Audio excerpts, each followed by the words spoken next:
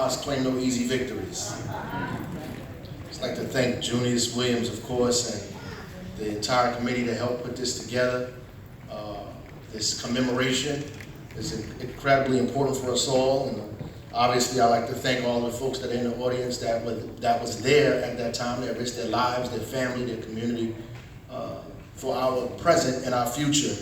I'd like to thank the shepherd of this house, Reverend Dr. Perry Simmons, who who preached his last sermon on Sunday here, who has been a staple crop in this community for over 30 years, shepherding this community.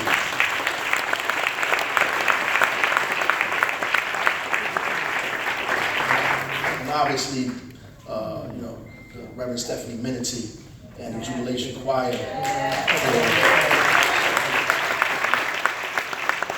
raising the roof off the place. We appreciate you, not in spirit and in song. I'd like to obviously recognize Councilman Gonzalez, who's here, the president of the Municipal Council, Mildred Crump, is here. And as was stated earlier, the next governor of the state of New Jersey, Phil Murphy.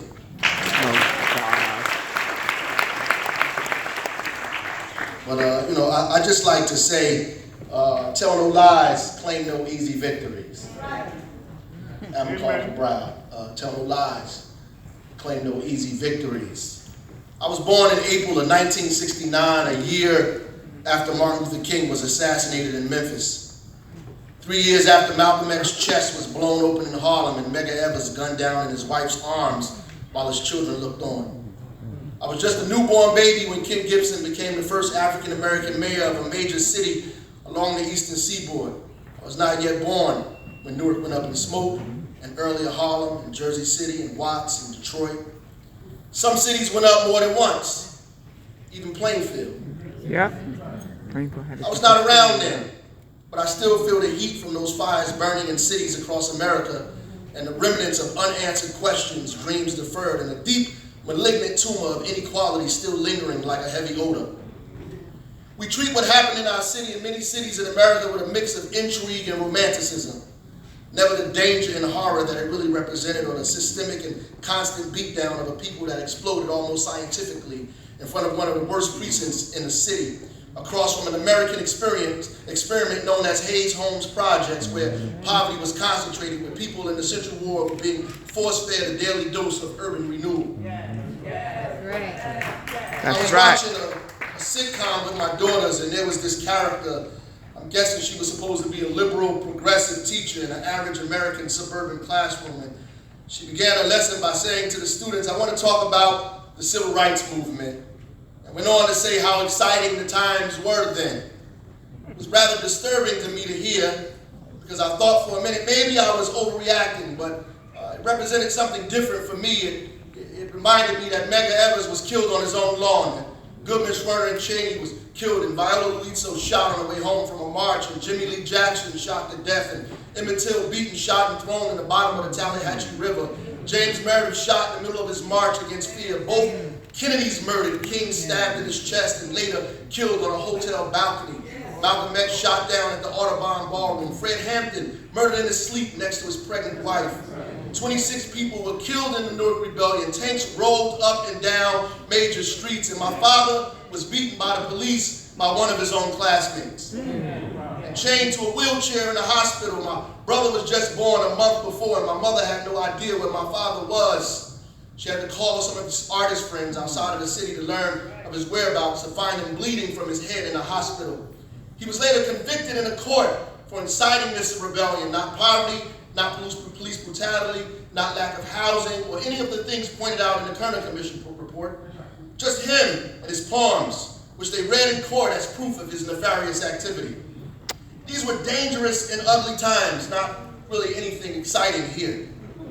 This is why it always bothers me to see people putting children out in front of them with no information and no consciousness, really, when we romanticize or make our protest a vocation.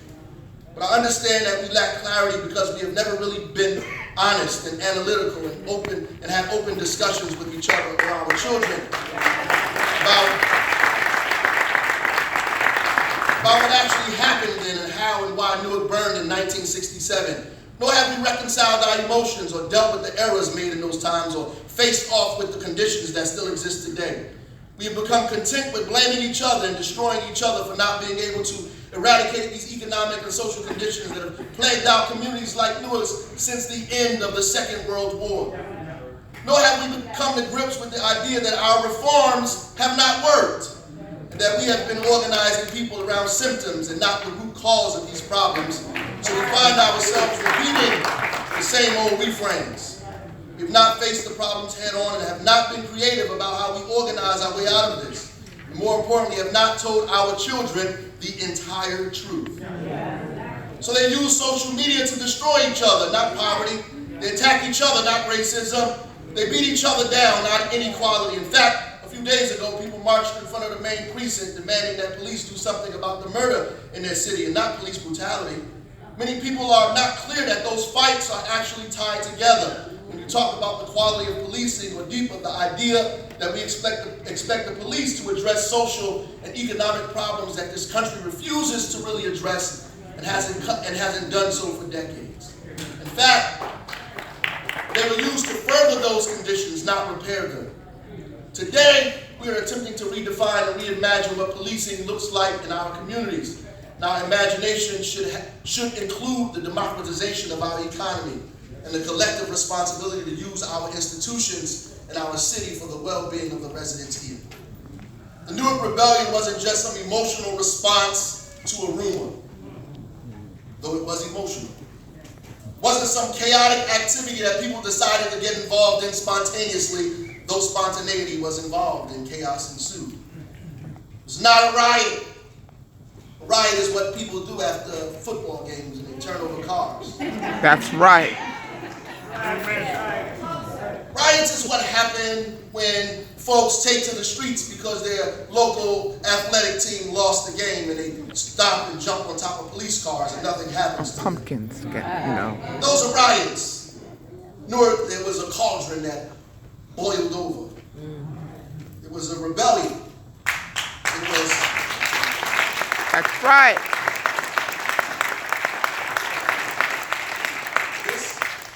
Like in Detroit and Watts and so on, was almost inevitable reaction to not just the conditions that existed in American cities, but it was, as King said, the language of the unheard. And the civil rights movement's inability to address the kind of systemic racism, violence, and saturation of poverty that northern cities were organized with. And though we are 50 years from 1967, some of those systems still exist, and worse, have to contend daily with the thinking that brought those systems into fruition, both from likely and unlikely sources. Some people are just trying to help, yet my mother would say the road to hell is paved with good intentions. As I thought about what I would say today and contemplated whether I would be measured or not, I watched a few videos about the race riot, as they called it then, and decided what I wanted to say that I would say. The only race riots I knew and I learned about in school were the race riots that happened at the beginning of the 20th century. When white people went into our communities and burned them down and lynched people for 100 years. That's right. One video I watched tried to explain the demographics of that time period and how Newark changed and why. They began saying that the residents began getting tired of corruption in Newark and started leaving. What I found ironic is that every instance of corruption they listed showed African American politicians after 1970. They didn't mention Doug Schultz or Longie's Willman, who had a residence at the Riviera Hotel, was involvement in local politics. They didn't even mention Hugh Adoniesio's conviction and others in their relationship to organized crime. Just revisionist history and pictures of black folks doing bad things. That's lying. Newark was predominantly black in 1966, not 1967. Or after the rebellion, so many people obviously began to leave before then. And as more and more people of color migrated into the city, others moved out. And the tax base slowly eroded as a result. Newark was and still is a major industrial city with a very large port, which made it a successful urban economic center and a location for huge shipyards that became increasingly important during World War II. Producing and distributing raw materials for the war, hundreds of thousands of African Americans came to Newark looking for work and to escape Jim Crow and terror in the South. During the war effort, it was easier for African Americans to find jobs here, and by 1930, African Americans represented about 9% of the population, which was about almost 40,000 people. And by 1960, we represented 138,000 people. By 1966, African Americans were in the majority. When the war ended, so did those industries and those jobs. After the war, the FHA began to subsidize or provide very low-cost mortgages to families and nearly completely redlining the entire city of Newark, meaning they would not invest in most, if not all, of this city, and promoted the exodus of many families to the suburbs. Then they built interstate roads that ran into the cities that gave folks continued access to the wealth and jobs of the city and the opportunity to leave the city at the same time. And they displaced families of color in the process. This expedited the move outward. Between 1950 and 1967, the white population went from 360,000 to 160,000 before the Newark Rebellion. While the African American population went up to about 220,000 people. And while the federal government subsidized homes in the suburbs for mostly white Americans leaving these cities, they trapped African Americans in a city that was wholly redlined and subsidized with low-income housing that we know as projects. Yep. And ironically, some of us are trying to fight to save those buildings today. They concentrated poverty by race in specific areas of the state and city and provided no chance for real upward mobility and social service. In fact, the Hughes Commission that was put together to study the rebellion reported that more than a third of African American men were unemployed between the ages of 16 and 19 and were not enrolled in any school whatsoever. And that in 1966, almost 30% of public housing in the city was classified as substandard or dilapidated in 1966. So you can imagine today, some 50 years later, and some of those buildings are still standing. And some are fighting to keep people in them. A year before the rebellion, when the city had turned majority black, 83% of the police force was white. And 60% of the population was black. The majority of the elected class was white. The leaders in the social service agencies, the schools, the fire department, etc. were all white. It was almost a de facto apartheid structure with a few people of color sprinkled in to represent the majority. So when people say they left the city because of rising crime, corruption, schools, or even rebellion itself, some may be telling the truth, but most left way before that and are revising history. Then this idea of urban renewal came. Urban renewal in 1967 meant the displacement of hundreds of families to allegedly create economic growth without any real community input or legal mechanisms that would ensure that the community would actually benefit. In fact, between 1957 and 1967, there were more than a dozen urban renewal projects in the city, which meant displacing entire communities of black and brown people to put up vacant lots, really. No structures, no buildings, no anything, just vacant lots. And the battle over the development of UMD&J that eventually displaced many residents happened weeks, maybe days before the actual rebellion. There was a community benefits agreement that came out of the UMD&J fight that still has not been fully realized some 50 years later.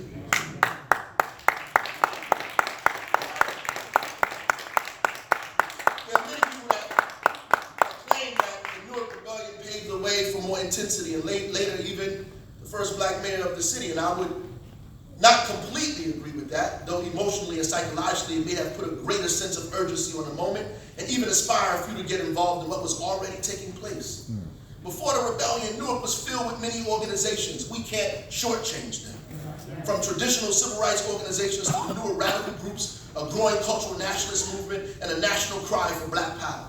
A conference in Newark was actually planned for July before the rebellion took place and still moved forward after people said that it shouldn't, weeks after the last fire stopped burning.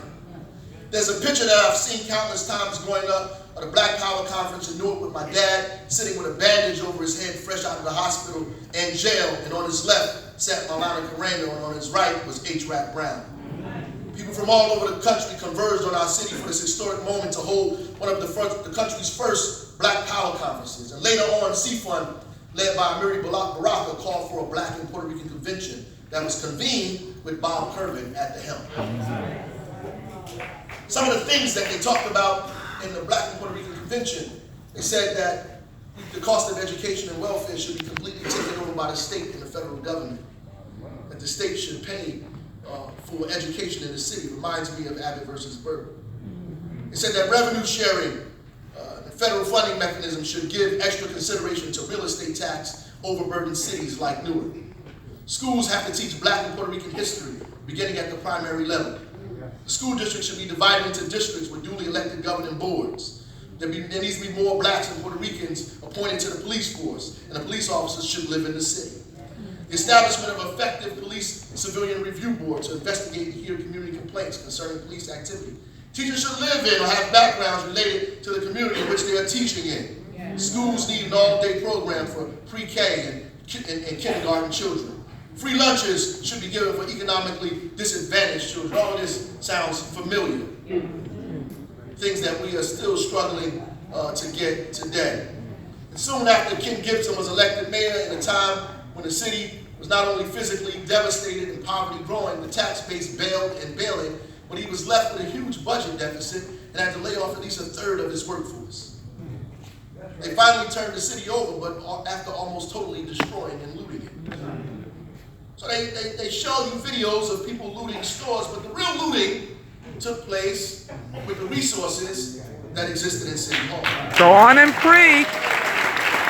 Speak the truth. So after they looted every program, every opportunity that we had, and they finally walked out of the city, they turned it over to Ken Gibson, and we beat him up so bad because he could not make a miracle out of what they've done.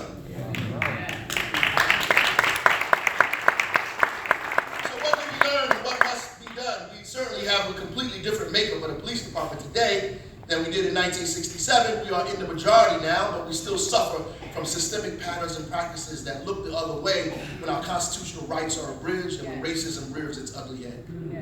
The voice of the past is still very loud in the FOP through retired cops that harbor the sentiments and narrative of those times. They still are fighting not to live in this city and opposed to real police reform. The good news is that we are presently under a federal consent decree. We have stood up a CCRB, though we are limping along and in court with opposition from the FOP and superior officers. And the African American and Latino cops and officers of good conscience, they need to take the direction of the FOP and the department and lead it toward greater democracy and justice for the residents of this city. Right. We need police officers to suffer consequences for beating and murdering unarmed Black and brown people. Criminal justice reforms that destroy the pipelines to prison, where almost 50% of its population look like me. And we have to attack the narrative that paints us as criminals. Our unemployment rate is still too high, though we have made great strides. We have to support Newark 2020 and aggressively engage the businesses in this community.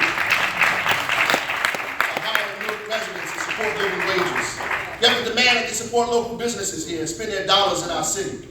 The average spend in our city is about 3%. The city has moved our individual spend to 15% locally. We want to continue to increase that, but we have to get others to do the same.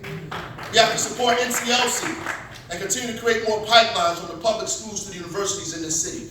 Follow the lead of Dr. Cantor and ensure that our incoming classes are abundant with Newark students. It's counter to the growth of this city to have 50,000 college students and less than 20% of our residents with degrees, and even fewer with advanced degrees.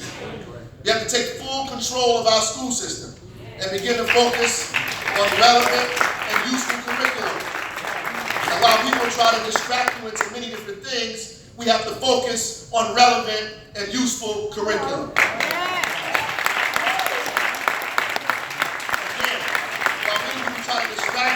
Many different things, we have to focus on relevant and useful curriculum that our children can carry with them outside of the place where they see themselves and where they're empowered to change their environment. Yeah. We have to support community schools and to make sure that it spreads throughout the city and ensure that Abbott is fully funded. We have to teach our children the truth. We have to tell our children the truth. No matter how hard, how desperate, how painful, we have to tell them the truth. And allow them to organize, but also analyze. We have to not just force them to march, but force them to read and study what happened.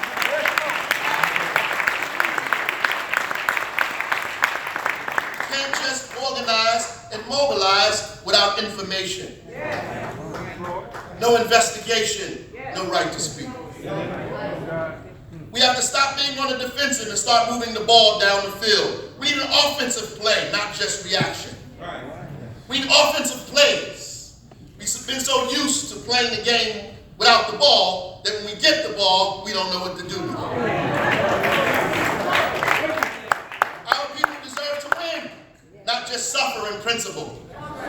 We deserve a win, a victory now and again.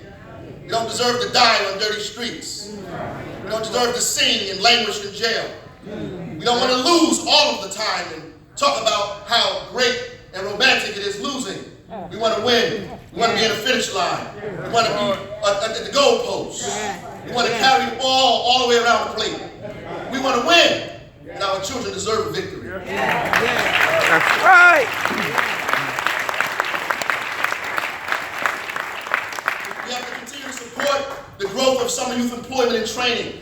We went from 1,000 to 2,700, but we need to be at least 4,000 to 5,000 children every summer. And we have to continue to make that happen. We have to support and pass inclusionary zoning in the city and a tax abatement policy that forces developers to include local minority contractors and developers. We have to pressure trade unions to become more democratic and train and include more local people of color. We need a housing policy that does not concentrate poverty in one building or in one area of the city. And we need to understand that in order to redistribute wealth, we have to attract it and capture it first. That we cannot be parochial in our view of the city that forces us to see the city from our individual interests as opposed to how we collectively create and force development in every community where all of us live. We have to continue to put pressure on financial institutions to invest in the poorest parts of our city and seize property from these institutions that are creating blight in our neighborhoods through predatory lending and foreclosures. We have to develop cooperative businesses and home ownership and support the city's effort to do so. We can't just be comfortable with renting. I saw a sign, all power to the renters, all power to the people, and the people should own the things that they produce. They should own what they produce, not just lease it or rent it. There are billions of dollars of development happening in our city, and Springfield Avenue is not the same block post-1967, and the downtown community is coming back after most department stores were closed down and left. Most of the tall project buildings have been demolished and turned into scatter site housing, so Hayes Homes and Prince Street no longer stand. We have seized political power in this city, but continue to be marginalized by a narrative of lawlessness and dangerousness in a city with corruption and incompetent leadership that has been put out since we took control. And unfortunately, some of us continue to speak that narrative ourselves. As Carter G. Woodson said, if there's no back door, we create one. And so the news stories are not just responsible for keeping us in this place. Many of us are in collusion. Are in collusion with the very news that keep us trotting in place. We have to become sophisticated as the Congress, as my father would say. That is, we have to debate and disagree, but whatever we decide has to become law. We have to have unity without uniformity, or the ability to disagree and challenge each other without abandoning each other. We can't get ahead on each other's backs. We have to get ahead so we can have each other's backs.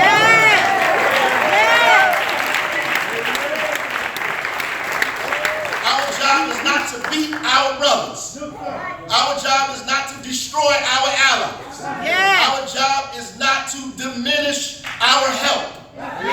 Because when you destroy the people that are around you, you are alone. And if you are alone, then you you are defeated. It is important that we build alliances, not isolate ourselves and destroy alliances. Our struggle for democracy is not finished.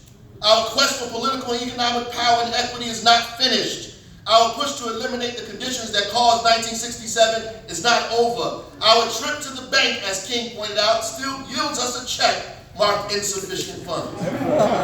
We still live in two economies, as the current commission alluded to and King addressed in his speech at Stanford, one separate and unequal. This means that we have to organize locally as many of us are doing and begin to develop local strategies to not just keep our city afloat in a precarious time such as this, but continue to move forward together. And finally, on a national level, we need to call for an urban Marshall Plan.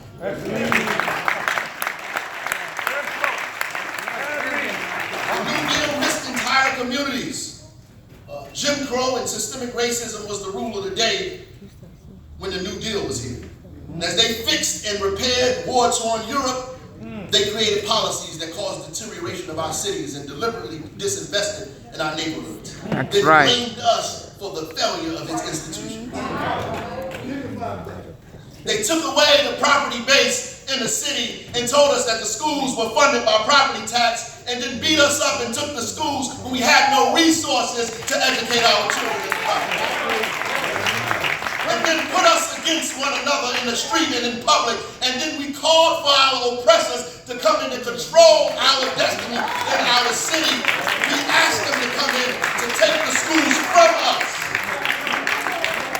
And so now, many of the people that called for the state to come in are beside me saying they want them to go. It's always been our house.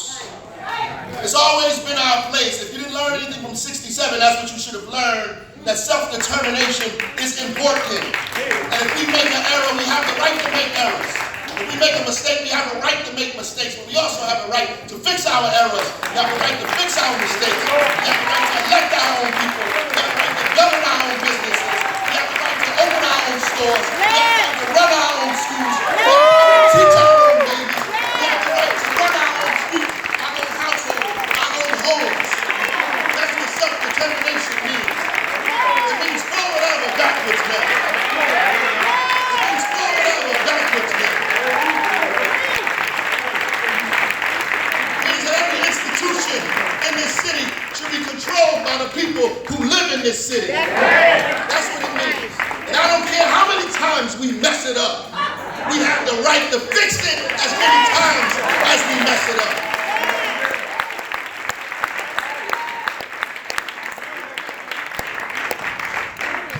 Yes, we need a huge economic investment in American cities and communities that experience 30 to 40% of poverty and double-digit unemployment for the last 5 decades. Yes, 1967 still exists. The last 5 decades, 30 to 40% poverty, deep unemployment, double digits in most of our cities around America. We need an urban Marshall Plan. We need investment in infrastructure, jobs and training, and hospitals and schools and so on. We need these things and we need them now. It's the only way to continue to further our quest for democracy and to ensure that 1967 never happens again. I'm not here to just remember what happened in 67. I'm here to prevent 1967 from ever happening again.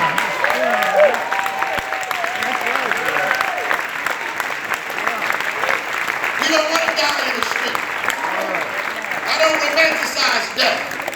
We don't want Medgar Evers to be shot on his lawn. We didn't want Malcolm X to be murdered in the Audubon ballroom. Mother didn't want to run across the street in her nightgown looking for her husband in the middle of this thing. We didn't want this. 26 families have lost their children. We didn't want that. We didn't ask for this. We didn't vote for poverty. We didn't vote for unemployment. We didn't vote for terror in our neighborhoods. We want democracy, and we want it now. The rebellion was because there was no democracy for black and brown people in America in these cities, and we rebelled to scream democracy now, democracy for all of us, or democracy for none of us.